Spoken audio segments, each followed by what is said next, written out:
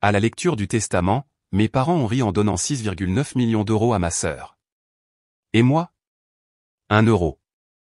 Ils m'ont dit, va gagner le tien toi-même. Ma mère a souri narquoisement, certains enfants ne sont simplement pas à la hauteur. Mais quand le notaire a lu la dernière lettre de grand-père, ma mère s'est mise à hurler. Bonjour, je suis Camille. Avant de nous plonger, à quelle heure écoutez-vous ceci et où êtes-vous? Laissez un commentaire ci-dessous. Je suis arrivé au domaine familial à Aix-en-Provence juste avant que le soleil ne dissipe les dernières brumes matinales. Les cigales bourdonnaient déjà comme un avertissement dans la chaleur. Les vieux chênes se profilaient, dégoulinant de mousse sur l'allée de gravier, et je me suis garé là où j'avais l'habitude de faire du vélo en cercle bancal quand j'étais enfant, à l'époque où je croyais encore que la maison signifiait quelque chose de sûr. J'ai vu mon reflet dans le rétroviseur latéral, un chemisier simple, les cheveux attachés en arrière, rien à voir avec les robes élégantes qu'Isabelle aurait choisies. Mes mains tremblaient en attrapant mon sac à main, sentant le poids de chaque kilomètre parcouru pour arriver ici. J'ai fait une pause, levant les yeux vers le porche aux colonnes blanches, les rocking chairs alignés comme des gardes. Je n'étais pas sûr de pourquoi j'étais venu. Pas vraiment. Peut-être pour me prouver que je pouvais me tenir là sans rétrécir. À l'intérieur, l'air sentait l'encaustique au citron et quelque chose de pluvieux, quelque chose de vif qui me rappelait les vacances passées à essayer de ne pas respirer trop fort. Véronique, ma mère, était assise près de la cheminée, les chevilles soigneusement croisées, son expression illisible à l'exception de la crispation autour de sa bouche. Mon père, Charles, tenait un verre d'eau comme si c'était une bouée de sauvetage, hochant la tête aux gens qui le regardaient à peine. Isabelle, bien sûr, riait près de la fenêtre, un verre de champagne à la main, le soleil captant l'or sur son poignet. Quand elle m'a vu, ses yeux ont balayé ma tenue et un sourire narquois a touché ses lèvres avant qu'elle ne retourne à sa conversation. Maître Lambert, l'avocat de la famille, s'est raclé la gorge, tapotant une pile de papiers contre la table pour les redresser. Merci d'être venu aujourd'hui, a-t-il dit, jetant un coup d'œil autour de la pièce. Antoine Martin a laissé des instructions claires pour que son testament soit lu en présence de tous les membres de la famille. J'ai joint mes mains, appuyant pour les empêcher de trembler. J'ai senti les yeux sur moi, le jugement silencieux d'une famille qui avait passé des années à me rappeler que je ne correspondais pas tout à fait. J'avais mémorisé les détails de l'invitation, mon nom mal imprimé comme invité plus un. Quand j'avais appelé pour corriger, la secrétaire avait bégayé avant de dire « Je suis sûr que ce n'était qu'un oubli ». J'avais ri alors, mais c'était le genre de rire qui vous laissait les côtes douloureuses. Maître Lambert a commencé à lire, sa voix ferme en énumérant les dons à des œuvres caritatives, les petits legs à des parents éloignés. Puis il a fait une pause, me regardant avant de se racler la gorge. À Camille Martin, a-t-il lu, 1 euro. Le silence a frappé avant les rires, une fraction de seconde où le monde s'est figé, et j'ai entendu le sang battre dans mes oreilles. Puis le rire d'Isabelle a brisé l'instant, tranchant comme du verre. Certains enfants ne sont tout simplement pas à la hauteur, a-t-elle dit, faisant tournoyer son champagne. J'ai fixé le billet d'1 euro que maître Lambert me tendait, le papier déjà froissé par mes doigts qui se refermaient dessus. La voix de ma mère a percé le tintement dans ma tête. Calme et froide. Va gagner le tien, Camille, a-t-elle dit comme si c'était une gentillesse, comme si je n'avais pas déjà passé des années à essayer de prouver que je valais quelque chose. La pièce s'est remplie de petits gloussements cruels, et j'ai baissé les yeux, étudiant les lattes du plancher, souhaitant qu'elles m'engloutissent entière. Mon visage brûlait, mais je les gardais immobiles, refusant de leur donner les larmes que je savais qu'ils voulaient. Isabelle a croisé mon regard, levant son verre dans un faux toast avant de se détourner, bavardant des rénovations qu'elle prévoyait avec l'argent qu'elle détenait maintenant. Je me suis levé, glissant l'euro dans ma poche. Mes pieds étaient lourds en marchant vers la porte, me faufilant entre des cousins qui ne voulaient pas croiser mes yeux. Je pouvais goûter la honte, métallique et amère, qui s'installait dans ma gorge. Dehors, le porche était vide, les planches chaudes sous mes chaussures alors que je m'appuyais contre la balustrade, essayant de reprendre mon souffle. Les cigales criaient, la chaleur pesant contre moi, et j'ai fermé les yeux, laissant le soleil piquer mes paupières. Un souvenir a flashé. Isabelle et moi enfants assis sur ces marches, elle me poussant pour revendiquer la première place, me disant « Tu es trop lente pour suivre, mais… » Et moi, frottant mes genoux écorchés, faisant semblant que ça n'avait pas d'importance. J'ai sorti l'euro de ma poche, le fixant jusqu'à ce que l'encre se trouble. Je voulais le chiffonner, le jeter à la poubelle, mais mes doigts ne voulaient pas lâcher prise. Peut-être avais-je besoin du rappel. derrière moi. La porte a gémi en s'ouvrant et j'ai entendu des pas, doux et délibérés. Je ne me suis pas retourné avant d'entendre la voix d'Isabelle, douce comme du sirop. « Oh, n'est pas l'air si pitoyable » a-t-elle dit, s'approchant de moi.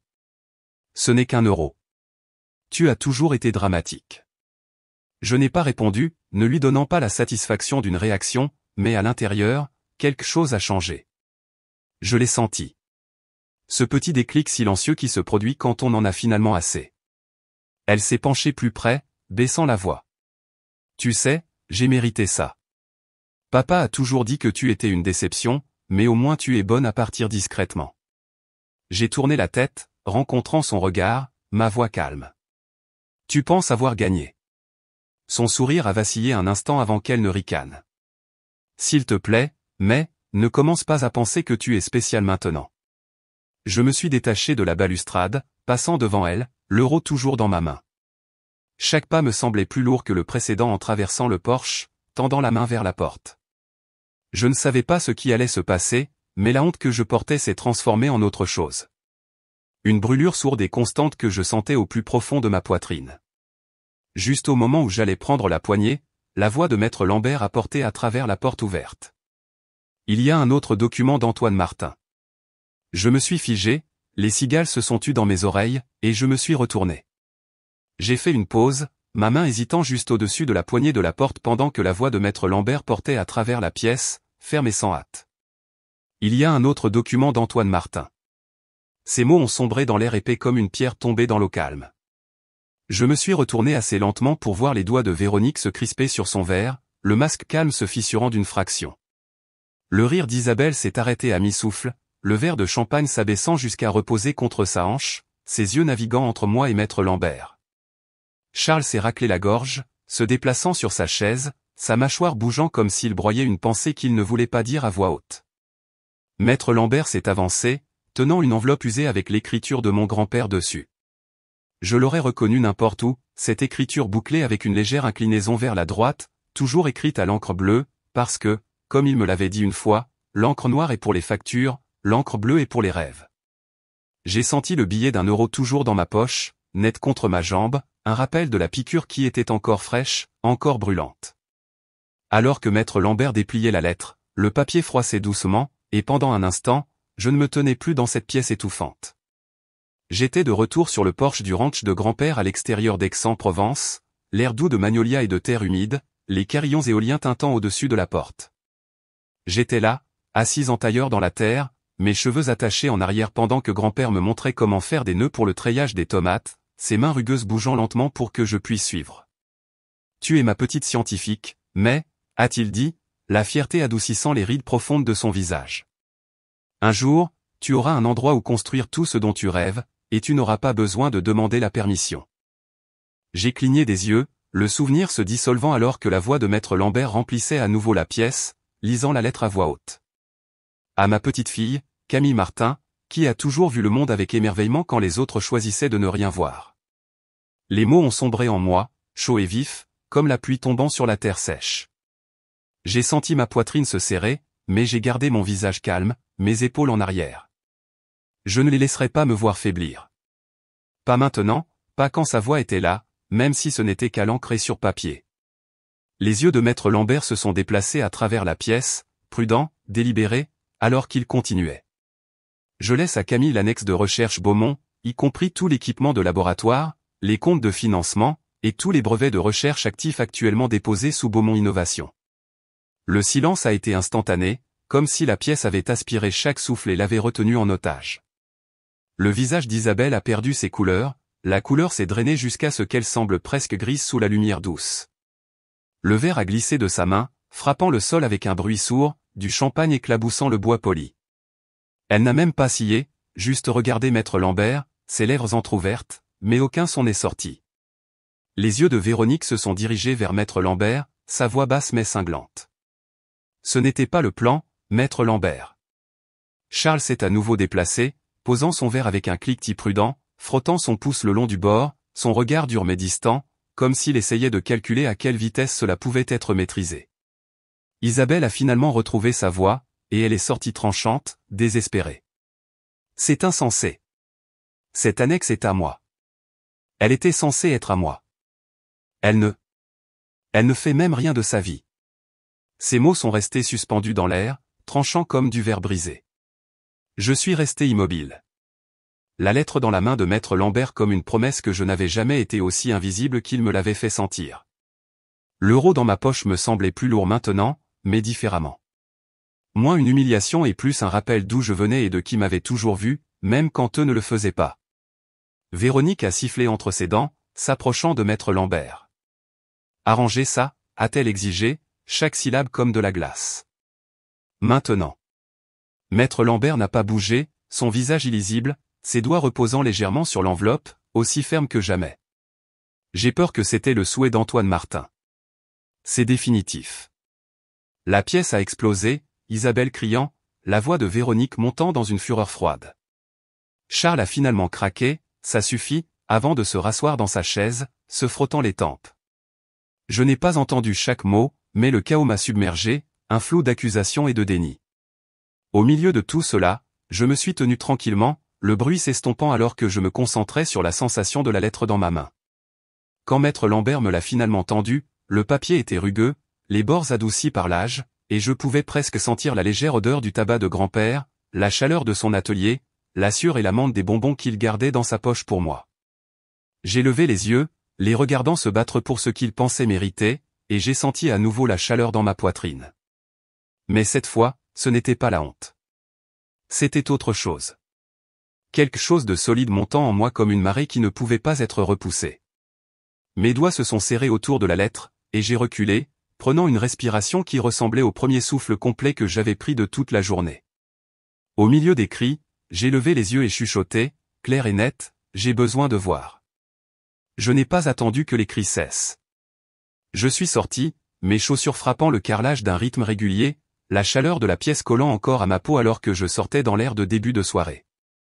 Les cigales chantaient fort et sans arrêt, comme si elles me rappelaient que le monde continue d'avancer, même quand tout le reste semble se briser. 2 jours ont passé et je me suis retrouvé seul, conduisant sur une route étroite et poussiéreuse bordée de pins et de chênes rabougris. L'humidité d'Aix-en-Provence pressant contre les vitres de mon camion. La lettre de grand-père reposait sur le siège passager, le papier usé et doux le long des plis comme s'il m'avait attendu pour que je l'ouvre pendant des années. Chaque kilomètre que je parcourais, la voix d'Isabelle résonnait dans mon esprit, la façon dont elle criait à propos de ce qui était à elle, la façon dont elle me regardait à travers quand l'avocat a lu les mots de grand-père. Je suis arrivé à l'annexe juste au moment où le soleil se levait, peignant le toit de tôle en or, les panneaux de verre captant la lumière comme des miroirs. Cela ressemblait à une vieille grange qui avait été ramenée à la vie par l'amour, robuste et simple. Je suis descendu, le gravier craquant sous mes bottes, et je suis resté un instant, laissant l'air du matin dissiper le bruit dans ma tête. J'ai touché la poignée, me souvenant de la promesse de grand-père. Un jour, tu auras un endroit où construire tes rêves sans demander la permission. Ma main s'est serrée et j'ai poussé la porte. À l'intérieur, ça sentait le cèdre et légèrement l'huile de machine. Le genre de propreté qui donne l'impression que du travail a été fait ici, pas seulement pour l'apparence. La lumière du soleil entrait à flot par les fenêtres, tombant sur des rangées nettes de microscopes, des paillasses de laboratoire avec des tablettes empilées soigneusement, des boîtes le long du mur étiquetées de l'écriture de grand-père, Camille Martin. C'était comme entrer dans une pièce que j'avais construite dans mon esprit pendant des années, seulement pour la trouver là, à m'attendre depuis toujours. Au centre de la pièce, sur une solide table en chêne, il y avait un petit carnet à spirale, la couverture pliée, les bords doux. Mon souffle s'est coupé en le prenant. C'était mon vieux carnet, celui que je pensais avoir perdu quand j'avais 12 ans, rempli de dessins d'abeilles, de notes sur des échantillons de terre que j'avais prélevés dans le jardin, de croquis brouillons de plantes, et de questions que j'avais griffonnées dans les marges. Grand-père l'avait gardé. Je me suis assise sur le tabouret, feuilletant les pages lentement, chacune étant un souvenir d'une journée où je pensais que personne ne regardait, que personne ne s'en souciait. Mais si. Il avait gardé ces fragments de moi en sécurité. Mon téléphone a vibré, me ramenant à la réalité. Le nom d'Élise s'est illuminé sur l'écran et j'ai balayé pour répondre, le pressant contre mon oreille. Mais, tu es là. Sa voix était chaude, stable, comme toujours quand j'avais besoin d'être ancré. Oui, je suis là, ai-je dit, ma voix basse. Documente tout, d'accord ? Photos, vidéos, tiens un registre. Tu ne sais pas ce qu'ils essaieront de faire. J'ai fermé les yeux une seconde, laissant ces mots s'installer en moi avant de hocher la tête, même si elle ne pouvait pas le voir. Je le ferai. Après avoir raccroché, j'ai parcouru l'annexe lentement, passant mes doigts sur les surfaces, ouvrant les armoires et les tiroirs, laissant le calme me remplir. J'ai senti le chagrin assis dans ma poitrine, lourd et douloureux, pour tous les jours que j'aurais pu passer ici avec lui, pour les moments qu'ils avaient volés. Je me suis arrêté devant le vieux bureau de grand-père, le bois usé et doux sur les bords. Le tiroir du bas coinçait quand j'ai essayé de l'ouvrir, et j'ai tiré plus fort jusqu'à ce qu'il se détache, le métal grinçant doucement. À l'intérieur, empilés soigneusement, se trouvaient des feuilles de papier avec les notes de grand-père, des journaux d'appel et des relevés téléphoniques. Je les ai sortis, parcourant rapidement les dates, les heures, les numéros. Page après page d'appels faits à mon numéro, des appels que je n'ai jamais reçus. Mon nom était écrit à côté de chacun. Le mot pas de réponse était griffonné de l'écriture de grand-père. Mes mains tremblaient, le papier bruissant alors que je feuilletais les pages, la vérité me frappant plus fort à chaque ligne. Ils avaient bloqué ses appels. Ils l'avaient coupé de moi, volé les dernières chances que j'avais d'entendre sa voix, de m'asseoir sur ce porche avec lui une dernière fois, de dire au revoir. Le chagrin s'est aiguisé, passant d'une douleur sourde à quelque chose de chaud et vivant, quelque chose qui donnait l'impression de pouvoir me brûler de l'intérieur. Je suis resté là, tenant les pages contre ma poitrine, la pièce tourbillonnant autour de moi alors que la réalité s'installait. Ils n'avaient pas seulement essayé de m'humilier avec 7 euros. Ils avaient essayé de m'effacer, de s'assurer que je n'étais rien de plus qu'un nom sur une page, facilement ignoré, facilement oublié. Mais grand-père ne m'avait pas oublié. Et debout là, dans l'annexe, entouré de tout ce qu'il avait construit et sauvé pour moi, j'ai senti quelque chose changer à l'intérieur, une détermination, claire et froide. J'ai levé les yeux vers la lumière qui entrait par les fenêtres, serrant les journaux d'appel si fort que le papier s'est froissé et j'ai murmuré, d'une voix ferme et sûre, « Vous m'avez effacé, mais je suis toujours là. » J'ai tenu ces journaux d'appel contre ma poitrine jusqu'à ce que le soleil commence à décliner derrière les fenêtres de l'annexe, la lumière chaude se transformant en un doux éclat qui transformait le verre en miroir, reflétant une femme que je reconnaissais à peine. Mon reflet était fatigué mais éveillé, sa mâchoire serrée, ses yeux refusant de détourner le regard. Cette femme, c'était moi, et je n'allais pas les laisser m'effacer à nouveau. Une semaine plus tard, je me suis retrouvé debout au bout du chemin de pierre menant à la maison de la famille Martin, les branches des vieux chênes au-dessus se balançant dans la brise matinale. Je pouvais entendre le doux bruissement des feuilles, le gazouillis d'un oiseau solitaire, et le bruit sourd de mes bottes sur le chemin. Mon sac, lourd de la lettre de grand-père et des journaux d'appel, balançait à ma hanche comme une promesse que j'étais enfin prête à tenir. J'avais demandé à maître Lambert d'être là, et il a accepté sans hésitation. Élise s'était garée en bas de la rue, son message d'un peu plus tôt non lu sur mon téléphone. « Tu gères. Appelle s'ils essaient quoi que ce soit. » J'ai glissé le téléphone dans ma poche, j'ai pris une respiration, et j'ai monté les marches du Porsche. À l'intérieur, l'air sentait le café et la légère odeur piquante d'encaustique au citron, comme toujours quand Véronique essayait de faire comme si tout était normal. Elle était assise sur le canapé, les mains soigneusement pliées sur ses genoux, ses lèvres pressées en une ligne qui autrefois me faisait taire. Isabelle était allongée dans le fauteuil, faisant défiler son téléphone, ses ongles tapotant l'écran, chaque clic comme une petite tape de mépris. Charles se tenait près de la cheminée, les bras croisés, les yeux détournés, la mâchoire travaillant comme s'il mâchait des mots qu'il ne pouvait pas avaler. Nous sommes restés assis en silence un instant, l'horloge sur la cheminée tic-tac trop fort. Je suis resté debout, le poids de chaque moment passé dans cette maison pesant autour de moi, me rappelant chaque anniversaire oublié, chaque rejet déguisé en préoccupation familiale. Chaque fois qu'il me disait que j'étais trop sensible ou que je devais grandir. Véronique s'est raclé la gorge, pliant ses mains sur ses genoux. « Camille » a-t-elle commencé, sa voix calme mais cassante. « Nous t'avons demandé de venir ici parce que cette querelle n'aide personne. » Isabelle l'a interrompu, sa voix tendue. « Nous sommes une famille. Nous pouvons arranger ça. Si seulement tu nous cédais l'annexe, nous pourrions trouver quelque chose de juste pour toi. » Je n'ai pas bougé. Je n'ai pas parlé. J'ai laissé leur malaise remplir la pièce, le silence pesant sur eux comme leurs mots pesaient autrefois sur moi. La contenance de Véronique a glissé en continuant, « Nous avons fait ce que nous pensions être juste pour la famille, pour ton avenir. Nous protégions l'héritage. » J'ai laissé échapper un léger souffle, le genre qui raffermit votre colonne vertébrale quand vos genoux veulent fléchir. Mes doigts ont trouvé la montre de poche dans mon manteau, se refermant autour d'elle alors que je la sortais lentement et la posais sur la table basse entre nous. Le doux tic-tac a résonné dans la pièce, chaque son comme un tambour dans le silence. Ceci, ai-je dit, ma voix calme, égale, est le seul héritage qui compte pour moi. Les yeux d'Isabelle se sont agrandis, ses lèvres s'entr'ouvrant comme si elle allait protester, mais aucun mot n'est venu. Son visage s'est crispé, le désespoir s'effondrant en colère. « Tu penses que tu es meilleur que nous maintenant ?» a-t-elle sifflé. Véronique a tendu la main à travers la table, ses doigts effleurant la montre en chuchotant. « S'il te plaît, Camille, nous avons besoin de ça. » J'ai retiré ma main, lentement mais fermement, laissant la distance parler là où les mots m'auraient autrefois manqué. « Non, ai-je dit, ma voix claire, inébranlable. Vous n'allez plus rien me prendre. » Charles m'a regardé alors, ses yeux creux, sa bouche s'ouvrant comme pour dire quelque chose, mais il l'a refermée, baissant son regard vers le sol. Le silence qui a suivi n'était pas lourd comme avant. Il était propre, tranchant, libérateur. Je me suis levé, glissant la montre dans ma poche, laissant son tic-tac régulier me rappeler que j'étais vivante, que je me tenais enfin là où je devais être. J'ai walked to the door without looking back. Mais pas le seul son. Chaque pas effaçant les années passées à essayer de gagner des miettes d'amour qu'ils n'ont jamais voulu donner. Dehors, l'air froid a frappé mon visage, vif et honnête, et j'ai fait une pause sur le porche, le laissant remplir mes poumons. Je pouvais entendre le doux bruissement des feuilles, l'aboiement lointain du chien d'un voisin, le monde réel avançant, tandis que le monde que je laissais derrière moi s'effondrait dans son propre silence.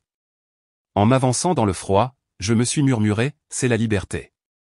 J'ai laissé l'air froid m'envelopper en descendant du porche, le poids de la dernière conversation avec ma famille s'envolant à chaque pas vers mon camion. La nuit était claire, les étoiles clignotant en témoin silencieux alors que je fermais la porte et démarrais le moteur. Je n'ai pas regardé en arrière. Le lendemain matin, le givre s'accrochait à l'herbe devant l'annexe, le ciel encore pâle quand je suis arrivé et que j'ai déverrouillé les portes. Le froid a frappé mon visage, vif et honnête, alors que j'ouvrais d'abord la serre, laissant entrer l'air vif, tandis que l'odeur de la terre et des feuilles vertes s'installait autour de moi comme une promesse. À l'intérieur, l'annexe semblait vivante, bourdonnant doucement avec le murmure des lampes de croissance et le bavardage discret de deux étudiants installant des plateaux pour un nouveau test de régénération du sol. J'ai retiré mon manteau, l'accrochant au porte-manteau près du vieux établi de grand-père avant de sortir la montre de poche et de la placer à côté de mon ordinateur portable. Le tic-tac régulier semblait se synchroniser avec le rythme de la journée, me rappelant pourquoi je continuais d'avancer. J'ai vérifié mes emails, répondant à un message d'une mère demandant si elle pouvait amener sa fille voir les abeilles. Je lui ai dit que nous serions là toute la semaine, et qu'elle était la bienvenue à tout moment. Juste au moment où j'ai cliqué sur envoyer, la porte de la serre s'est ouverte, et Odette est entrée en se traînant les pieds, emmitouflée dans son épais manteau d'hiver, un thermos de thé à la main. « Tu vas attraper froid ici, ma petite ?» a-t-elle dit, s'installant sur la chaise que je gardais près du chauffage pour elle. Ses yeux ont parcouru les rangées de jeunes pousses et de plateaux de terre avant de se poser à nouveau sur moi. Ton grand-père aurait été fier. J'ai fait une pause, la regardant pendant que je me lavais les mains dans le petit évier près de la porte. Il voyait toujours des choses en moi que je ne pouvais pas voir moi-même. Le regard d'Odette s'est adouci. Il ne les voyait pas seulement, Camille. Il y croyait. Les mots ont rempli l'espace autour de nous, chaud et stable. Je les ai portés avec moi tout au long de la journée, vérifiant les niveaux de pH dans le sol, aidant l'un des étudiants à ajuster les lampes de croissance, répondant aux questions sur la superposition du compost pour un groupe d'adolescents curieux qui sont passés avec leur professeur. L'annexe devenait lentement un petit centre d'espoir. Les parents amenaient leurs enfants pour leur montrer les abeilles, la terre, les graines. Ils voulaient savoir comment planter des tomates qui ne mouraient pas sous la chaleur, comment faire revenir les abeilles dans leur jardin. Chaque question donnait l'impression qu'une partie du monde se recousait, un rappel silencieux que les gens se souciaient, même de petites manières. Plus tard cet après-midi-là, alors que le soleil descendait, je me suis retrouvé de nouveau à l'ancien établi de grand-père, révisant les plans de recherche qu'il avait laissés. Le murmure de la serre, la chaleur des lumières et le bruissement des feuilles à l'extérieur formaient un arrière-plan réconfortant. J'ai pris des notes sur une nouvelle formule de compost que nous testions, souriant à la pensée du léger hochement de tête approbateur de grand-père. Odette s'est levée pour partir, s'arrêtant près de la porte. Elle a posé sa main sur la mienne, ses doigts fins mais chauds. Ton grand-père disait toujours que tu étais l'avenir, Camille. Je le vois maintenant. J'ai soutenu son regard, la crispation dans ma poitrine se relâchant alors que je hochais la tête. Merci de croire en lui et en moi. Après son départ, je suis sorti, le froid effleurant mes joues pendant que je vérifiais les bacs à compost près de la clôture arrière. Le vent s'est levé, envoyant un tourbillon de feuilles sur le gravier, et j'ai fermé les yeux, laissant l'instant s'installer profondément dans mes os. Ce soir-là, les derniers étudiants sont partis, promettant de revenir demain pour la prochaine série d'expériences. J'ai essuyé les tables, lavé les tasses laissées près de l'évier, et éteint les lumières de la serre, ne laissant que la douce lueur des lampes de l'annexe. J'ai traversé chaque section de l'annexe. Le tic-tac de la montre de poche dans ma poche s'accordant à chaque pas, j'ai vérifié la serrure de la porte arrière, éteint le chauffage, et je me suis finalement arrêté à la porte d'entrée, regardant cet espace qui était devenu plus qu'un simple projet. C'était devenu une promesse. Une promesse à moi-même de ne plus jamais rétrécir pour correspondre aux attentes de quelqu'un d'autre. Une promesse d'honorer la confiance de grand-père en moi. Non pas en courant après la famille qui ne m'a jamais valorisé, mais en construisant quelque chose de réel, quelque chose qui comptait. En sortant, j'ai fermé la porte, la verrouillant d'un clic discret. Les étoiles au-dessus brillaient plus fort que je ne les avais vues depuis longtemps. Le froid mord dans ma peau, mais me faisant d'une manière ou d'une autre me sentir plus vivante. J'ai expiré, mon souffle formant un nuage dans l'air froid alors que je murmurais dans la nuit silencieuse. Demain, nous construisons à nouveau. Le matin après avoir verrouillé l'annexe sous un ciel étoilé, je me suis réveillé au doux gazouillis des oiseaux devant ma fenêtre. L'air sentait la rosée et la terre, une promesse que le printemps était enfin arrivé à Aix-en-Provence. J'ai préparé mon café, laissant la chaleur de la tasse imprégner mes paumes pendant que je me tenais près de la fenêtre de la cuisine, regardant la lumière se déverser dans la rue. Cela ressemblait à une célébration tranquille de tout ce pourquoi j'avais lutté, tout ce que j'avais construit. En me rendant à l'annexe, je suis passé devant des magnolias en fleurs bordant la route, leurs pétales flottant sur le trottoir comme des confettis. Je me suis garé sous le chêne que grand-père avait autrefois planté près de l'entrée de l'annexe, j'ai coupé le moteur et pris un moment pour respirer le parfum de la terre fraîche et de l'herbe avant de sortir. À l'intérieur, l'annexe bourdonnait de vie. Des étudiants des universités locales installaient des plateaux pour de nouveaux tests de semis, bavardant doucement pendant qu'ils travaillaient. La serre était chaude, l'air à l'intérieur retenait l'odeur du basilic, des tomates et de la terre riche. J'ai parcouru les allées, vérifiant la progression des pousses, offrant des conseils si nécessaire. Une légère correction ici, un mot d'encouragement là. Mademoiselle Camille, ses pousses se tiennent plus droites aujourd'hui, a dit une étudiante nommée Clara, montrant un plateau de semis. Elle cherche la lumière, ai-je répondu avec un petit sourire, touchant légèrement une feuille. Elles savent pourquoi elles sont faites. En milieu de matinée, les familles ont commencé à arriver. Les parents ont guidé leurs enfants dans la serre, leur montrant les abeilles se déplaçant entre les fleurs, leur montrant les bacs à verre et les tas de compost. J'ai regardé une mère soulever son tout petit pour voir une abeille posée sur un tournesol, les yeux de l'enfant grands ouverts d'émerveillement. Une petite fille, pas plus âgée que 8 ans, a tiré sur ma manche pendant que je vérifiais l'humidité du sol. Mademoiselle Camille, a-t-elle chuchoté, brandissant un pot avec une seule abeille à l'intérieur. Pouvez-vous me montrer comment la laisser partir sans lui faire de mal? Je me suis agenouillé, prenant le pot avec précaution. Bien sûr, ma chérie, ai-je dit, dévissant lentement le couvercle. Nous avons regardé ensemble l'abeille hésiter un instant avant de s'envoler dans les airs, captant la lumière alors qu'elle retournait vers les fleurs. Elle a applaudi doucement, me regardant. Je veux aider les abeilles aussi. Tu l'as déjà fait, lui ai-je dit, ébouriffant ses cheveux avant de la renvoyer vers sa mère, qui a murmuré « merci » avec des larmes dans les yeux. Plus tard dans la journée, je suis retourné dans le petit bureau à l'arrière de l'annexe. La montre de poche de grand-père tic-tac doucement sur mon bureau à côté de mon ordinateur portable. J'ai ouvert la montre, regardant la petite photo de moi enfant, de la terre sur les joues, un sourire édenté étiré sur mon visage. Je pouvais presque entendre le rire de grand-père, sentir sa main rugueuse tapoter mon épaule après que nous ayons planté des tomates ensemble. Nous l'avons fait, grand-père, ai-je murmuré, laissant les larmes venir cette fois, les laissant couler librement tandis que la lumière se déplaçait sur le sol. Dans l'après-midi, Odette est arrivée, ses pas lents mais déterminés alors qu'elle se dirigeait vers la chaise près de la serre. Je lui ai apporté du thé, m'asseyant à côté d'elle pendant qu'elle fredonnait doucement, regardant les enfants apprendre à planter des graines dans de petits pots. Tu as transformé cet endroit en quelque chose de magnifique, a-t-elle dit, regardant autour de l'annexe, ses yeux doux. C'était toujours ici, ai-je répondu. Il fallait juste que je croie que j'étais autorisé à le construire. Odette a tendu la main, serrant la mienne. Ton grand-père avait raison à ton sujet.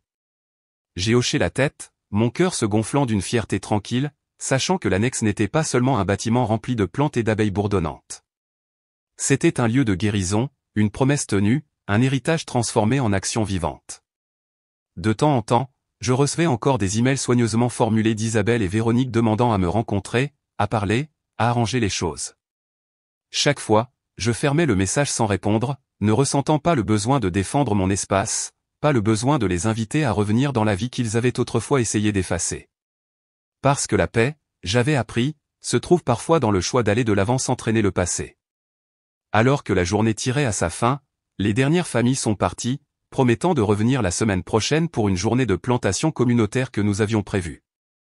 J'ai traversé l'annexe, éteignant les lumières, rangeant les outils et prenant des notes pour le travail du lendemain. L'air extérieur était frais, le ciel peint par les couleurs du soleil couchant. Alors que je sortais pour verrouiller les portes, me tenant sous le magnolia, j'ai regardé l'annexe, les fenêtres brillant chaleureusement contre la tombée de la nuit. J'ai pressé la montre de poche contre ma poitrine, sentant le tic-tac régulier contre mon cœur, m'ancrant dans la certitude que j'avais été à la hauteur, non pas selon leurs critères, mais selon les miens.